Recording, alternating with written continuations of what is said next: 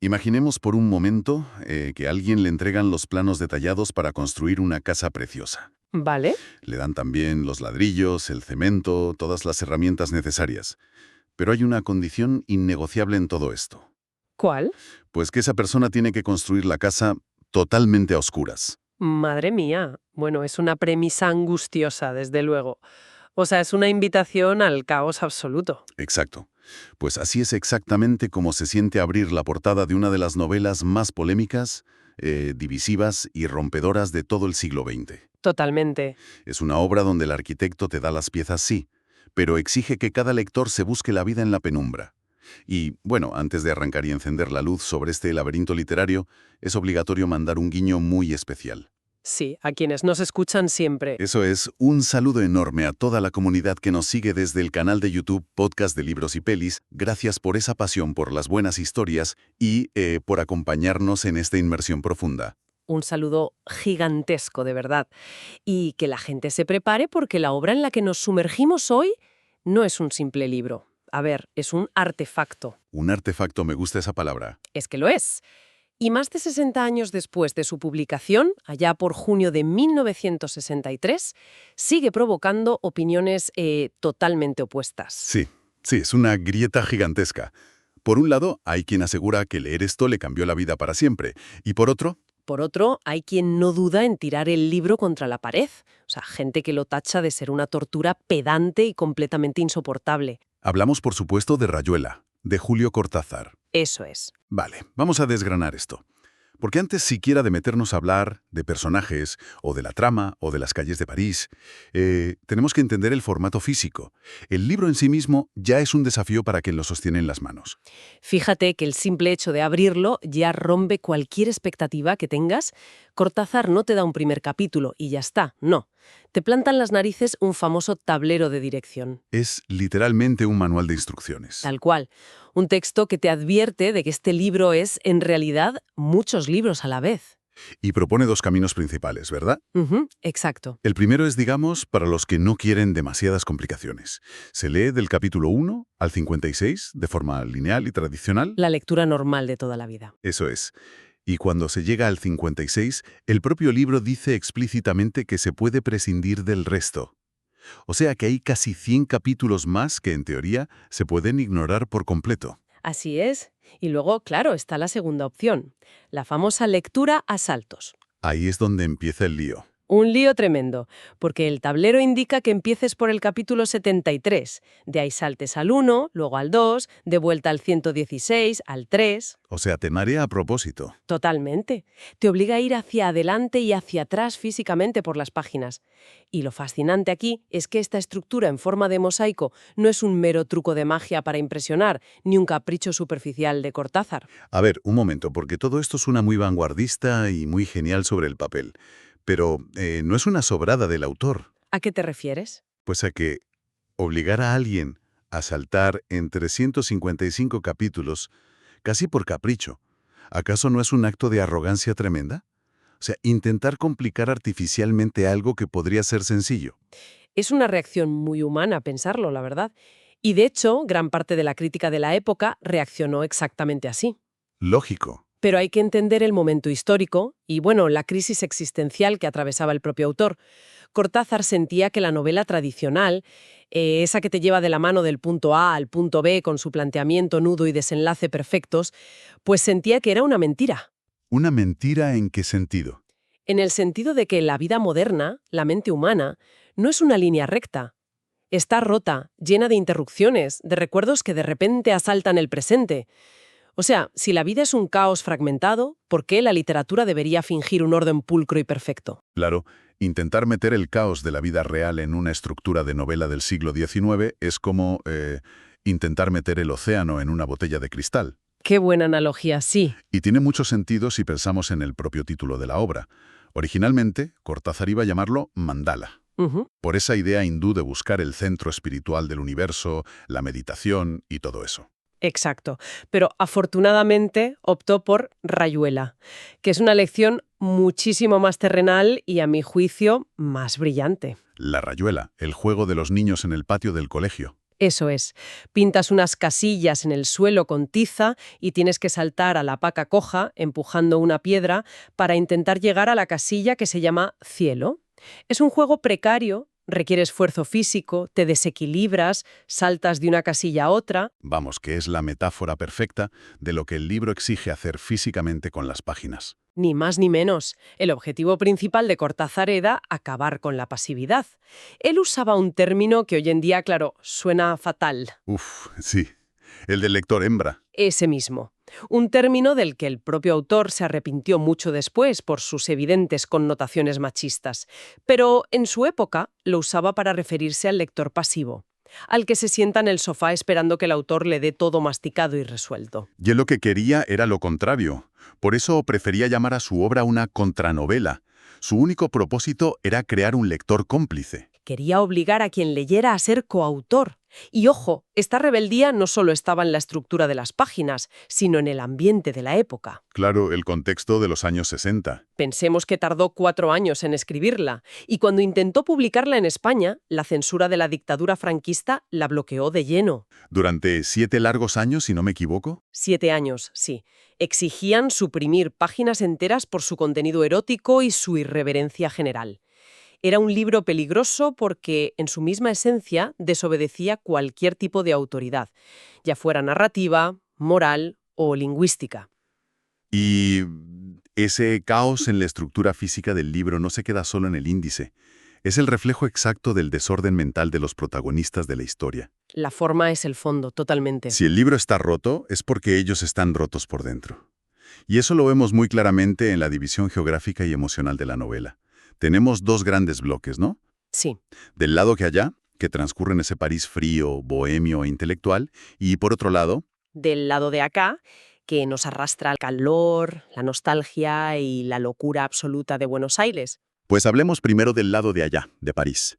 Ahí es donde conocemos al gran protagonista, Horacio Oliveria. Menudo personaje. Oliveira es básicamente el arquetipo del hombre moderno hiperracional llevado al extremo más absoluto. Es un hombre que es incapaz de simplemente vivir o disfrutar el momento. Tiene que analizar, diseccionar y teorizar sobre absolutamente todo lo que le ocurre. Y su contrapeso, la otra cara de la moneda, es Lucía, más conocida como la Maga. La maga es el polo opuesto total. Es una mujer uruguaya que vive desde la pura intuición, desde el caos y las emociones sin ningún tipo de filtro intelectual. Básicamente la dinámica entre los dos es esta, a ver si lo resumo bien.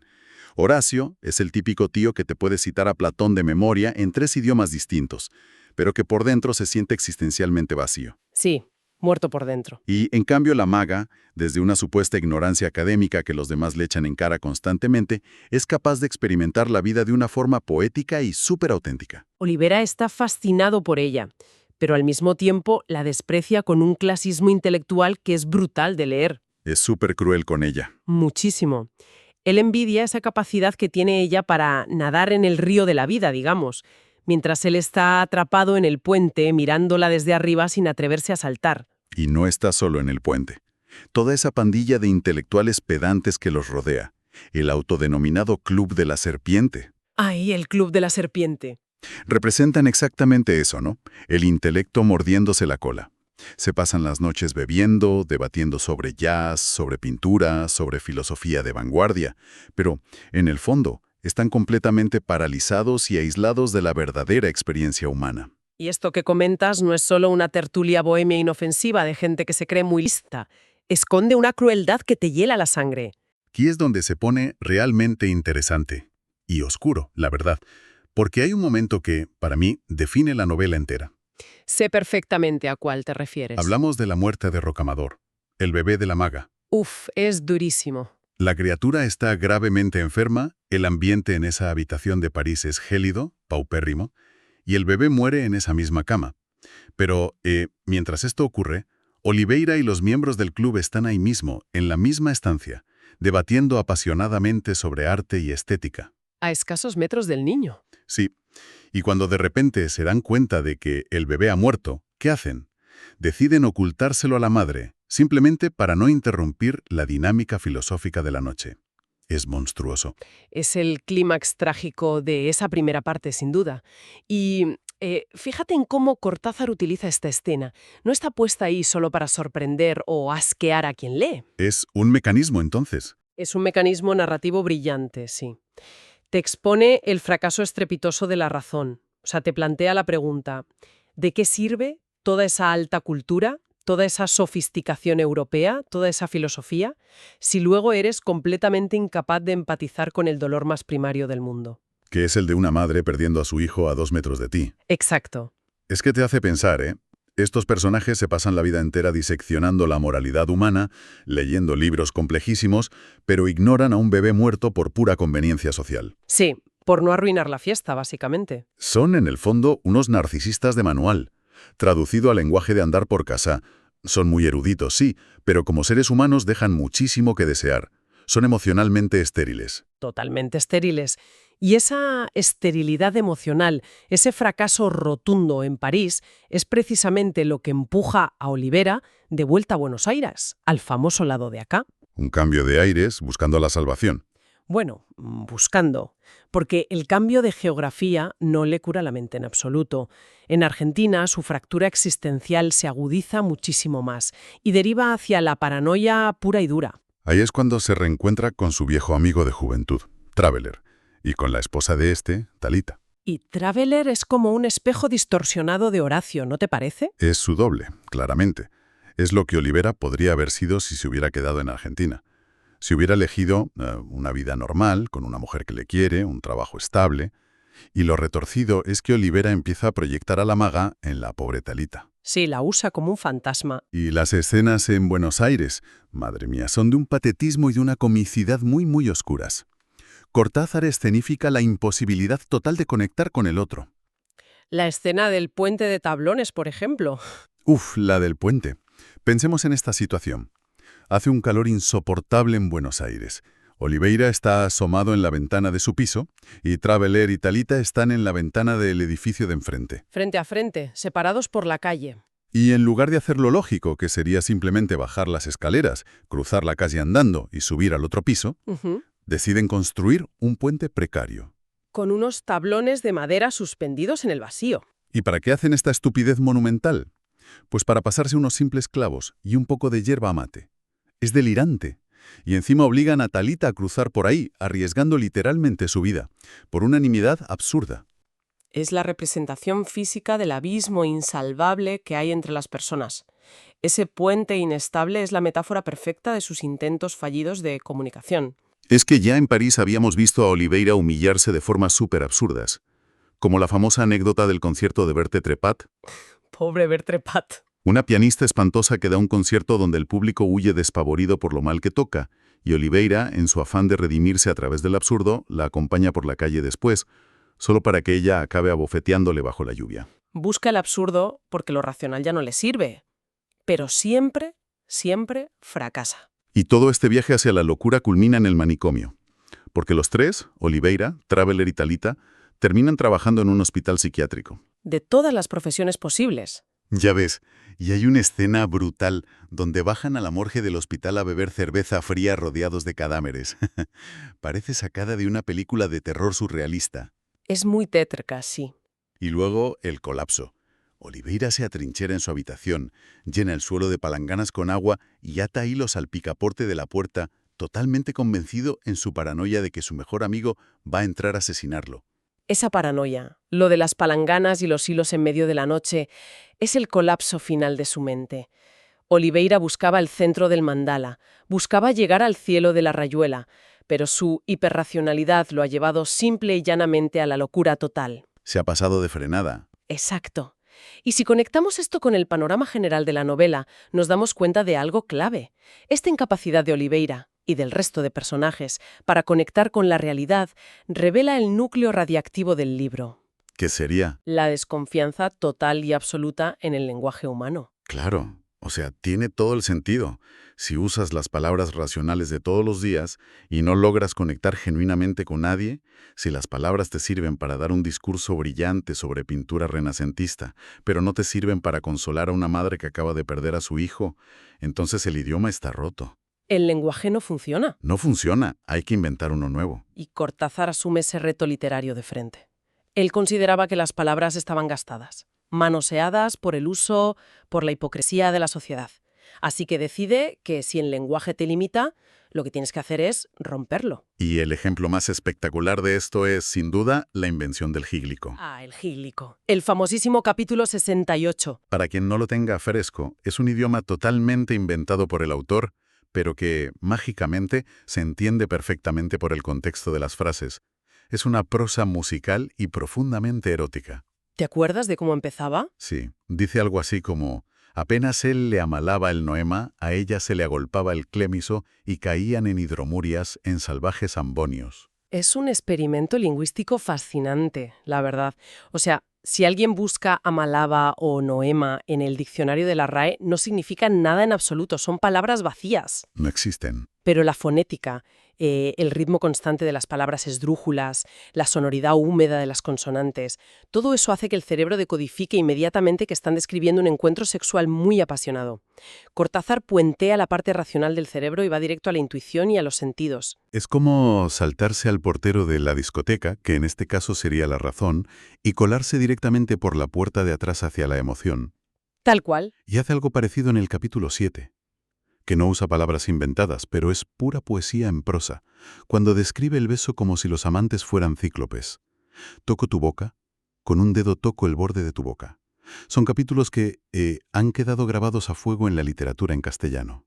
Y para entender cómo funcionan realmente estos asaltos a la razón, tenemos que hablar del elefante en la habitación, las interminables referencias musicales del libro, especialmente el jazz. Es que no paran de hablar de jazz. Hay debates larguísimos sobre músicos como Charlie Parker o Louis Armstrong, y el jazz no es simplemente un decorado de fondo para dar ambiente parisino a la novela, ¿eh? Tiene una función vital. Fíjate, dándole vueltas a esto, me da la sensación de que leer la novela entera es exactamente como escuchar un solo de jazz experimental. A ver, explícate. Pues que, si piensas en la música clásica, tienes una partitura súper rígida. Todos los músicos saben exactamente qué nota viene después. Eso representaría la novela tradicional. Pero el jazz es improvisación pura. El músico salta al vacío y reacciona en tiempo real a lo que hace su compañero con el contrabajo o la batería. Sí, se van retroalimentando. Y a veces, leyendo Rayuela, sientes que estás justo en medio de ese solo improvisado. A veces es una genialidad absoluta que te pone la piel de gallina, de una belleza incalculable. Pero otras veces parece puro ruido disonante, caótico y, sinceramente, exasperante. Y es que el jazz es la clave de lectura. Esa improvisación, la ruptura constante de las normas, la síncopa. Cortázar intenta hacer con la sintaxis y las palabras exactamente lo que Charlie Parker hacía con el saxofón. Y claro, como bien dices, a veces resulta incomprensible. Y aquí es donde quiero apretar un poco las tuercas, porque seamos sinceros. Para una gran parte de quienes leen este libro, encontrarse con pasajes enteros en francés sin que el autor se moleste en traducirlos, o tragarse divagaciones densísimas de 20 páginas sobre pintores del Renacimiento y metafísica barata, bueno, eso no se percibe siempre como una revolución del lenguaje. Ya, claro. Muchos lo ven como puro y duro exhibicionismo intelectual, una pedantería insoportable. Y esa pedantería percibida es justamente el detonante de la guerra que lleva 60 años librándose alrededor de esta obra. Es un choque de trenes monumental entre las altas esferas literarias, digamos, y la experiencia real de la gente a pie de calle. Pues vamos a ver las dos caras de la moneda. Por el lado de los pesos pesados de la literatura latinoamericana, el famoso boom, los grandes autores de la época se deshicieron en elogios. Fueron los primeros fans, la verdad. Totalmente. Gabriel García Márquez llegó a decir que era una obra indestructible. Carlos Fuentes en su momento escribió maravillado que este libro había sido como la caja de Pandora, que por fin liberaba la literatura en español de su provincianismo. Palabras mayores. Y Mario Vargas Llosa la defendió a capa y espada contra quienes decían que era solo un experimento frío de laboratorio. Para todos ellos era un hito global incontestable. En los círculos académicos, su victoria fue absoluta. Dinamitó las reglas de lo que se podía y no se podía hacer dentro de las tapas de un libro. Pero claro, cuando bajas a la arena, a los foros de lectores contemporáneos, la reacción está violentamente polarizada. Es blanco o negro, aquí no hay tonos grises.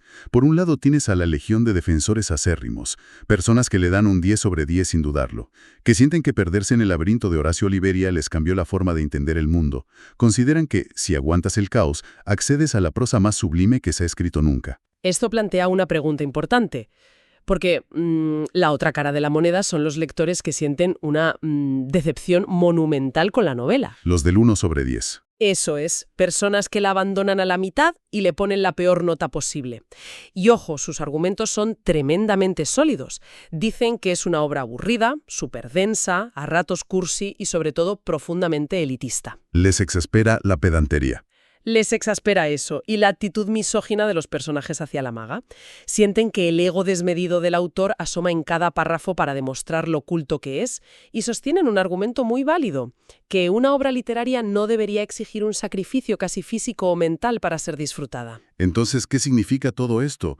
Hay una metáfora estupenda que resume perfectamente esta dualidad de opiniones. Leer esta novela es como adentrarse en una mina llena de escombros y polvo gris oscuro. Tienes que picar piedra durante horas, tragando polvo y sufriendo un aburrimiento atroz a veces. Pero tu recompensa es que, de repente, entre tanta mugre, encuentras una pepita del oro más puro y brillante imaginable. ¡Qué buena imagen! La pregunta que lanzo es, ¿compensa ese esfuerzo? No corremos el riesgo de usar la excusa de, es una obra maestra vanguardista y difícil, para perdonarle a un autor que se olvidó de su primerísima obligación, que es no aburrir soberanamente a su público. Esa es la gran tensión de cualquier arte verdaderamente rompedor. Cortázar lo apostó todo a una sola carta. Él sabía perfectamente que iba a alienar a miles o quizás millones de personas, pero prefirió el rechazo visceral a caer en la complacencia fácil. Un riesgo calculado. Sí. El valor histórico de Rayuela es innegable porque abrió puertas en la literatura que estaban cerradas con candado. Pero su valor real y actual es que por su propia naturaleza salvaje no permite la indiferencia. ¿Te posiciona sí o sí? Te obliga a tomar partido, ya sea para amarla y subrayar cada página con pasión o para frustrarte, cerrar el libro de un golpe y despotricar contra ella en Internet. Ambas reacciones te obligan a estar completamente presente en la lectura. Y supongo que ahí radica su mayor triunfo, sobre todo hoy en día. Enfrentarse a algo que te desafía de esa manera, que te frustra o te irrita profundamente, es casi un ejercicio de gimnasia mental. Un electroshock literario. Nos obliga a apagar ese piloto automático con el que consumimos tantas series, películas o libros de consumo rápido hoy en día, donde todo está ya súper masticado por un algoritmo para que no tengamos que pensar ni un solo segundo. Exactamente. No puedes sobrevivir a esta lectura si tienes la mente en blanco o estás mirando el móvil de reojo cada 2 minutos. Exige una atención total, te exige mancharte las manos de tiza y saltar. Y todo esto nos deja con un pensamiento final. Un enigma apasionante para darle vueltas cuando terminemos esta exploración de hoy. Cuéntame. Si el gran objetivo revolucionario de Cortázar en 1963 era destruir la autoridad del que escribe, cederle el poder de decisión al que lee y crear una experiencia de elige tu propia aventura con saltos por los capítulos, ¿dónde queda todo eso en el mundo de hoy? Ostras, es una paradoja brutal.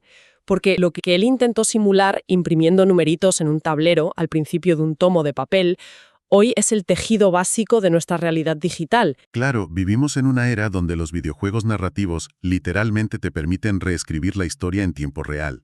Tomas decisiones con el mando que alteran los finales, matan unos personajes y salvan a otros. Totalmente interactivo. Y ya ni hablemos de la inteligencia artificial, que es capaz de generar caminos infinitos en una trama según lo que le pidas. ¿Significa eso que, gracias a los algoritmos y la tecnología actual, el sueño literario de Cortázar por fin se ha cumplido? Es una forma muy interesante de verlo. O más bien el avance implacable del mundo digital ha convertido toda aquella experimentación analógica pionera en algo, no sé, un poco pintoresco y obsoleto. Es algo para reflexionar. Sin duda.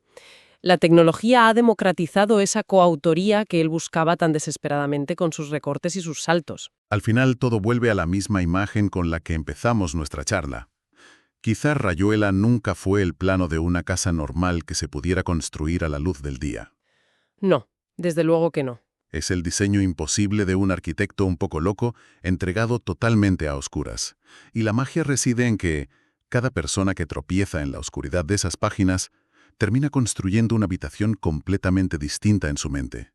Una casa caótica, frustrante, desordenada, pero donde, una vez entras, la luz nunca llega a apagarse del todo.